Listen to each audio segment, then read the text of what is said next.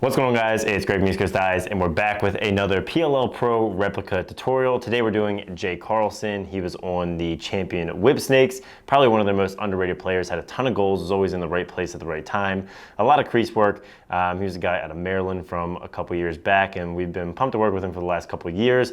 And this year, this is the setup that he used. He had the Rebel offense with a pocket that I think is really great and certainly worth a lot of you guys trying out. We call this the testing pocket here around the office because this is the pocket that we use to test new heads and new mesh, just because it's really consistent, has a good bit of hold, but also a really smooth release.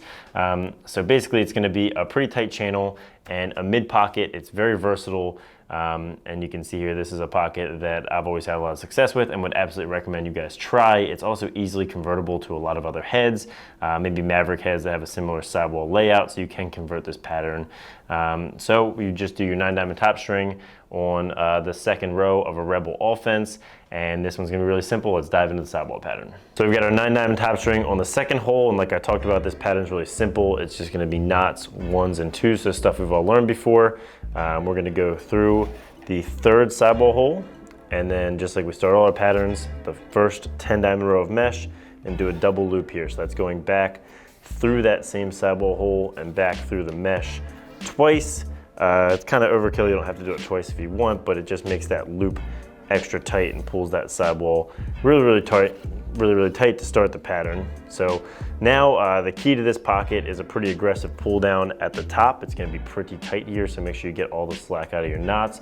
You're gonna skip 2 holes and do a knot on the next one, so you can see I've skipped 2 holes there, and that's gonna put a lot of space for this first diamond. So go through the outside of the head, up from the face to the back of the mesh, and then you're gonna go around to the back of that knot, creating a loose overhand knot. And then you can watch the full tutorial on the knot if you want, but then you take all the slack out of it and you can see how tight that diamond is gonna get pulled down. And then pull that knot real nice and tight to get that diamond down as far as possible. And then for the next one, we're just gonna do a single sidewall hole skip and do the overhand knot, pulling it down to the inside of the head and then locking it down, getting all the slack out.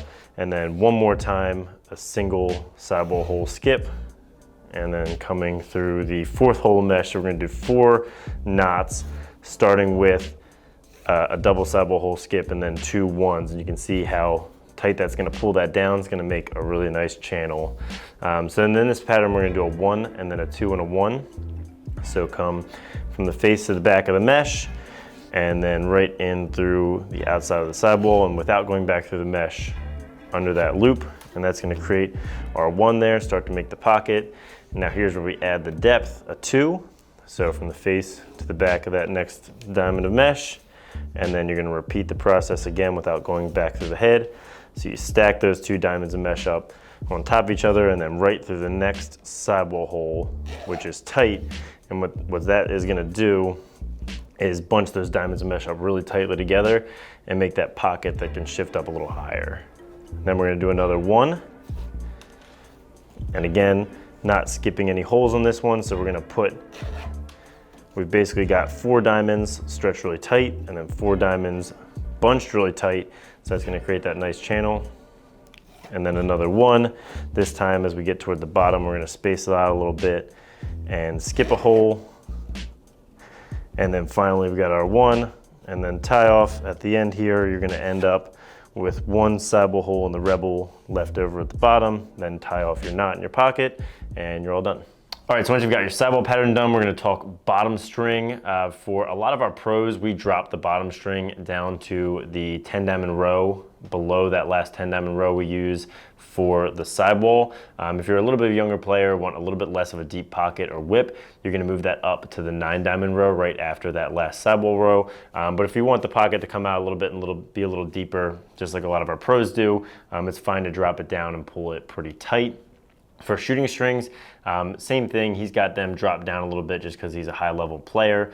They're on the 10 diamond rows. That's just going to have a little bit more whip. If you are a younger player, want less whip, you can move them up in the head. But overall, I think this is a great pocket if you have a rebel offense and you're looking to use a little more of an advanced pocket, or you're getting a little bit older and want a little more hold and whip. This is a great place to start. So thanks for watching, guys. Make sure to let me know in the comments what other pros you want us to do.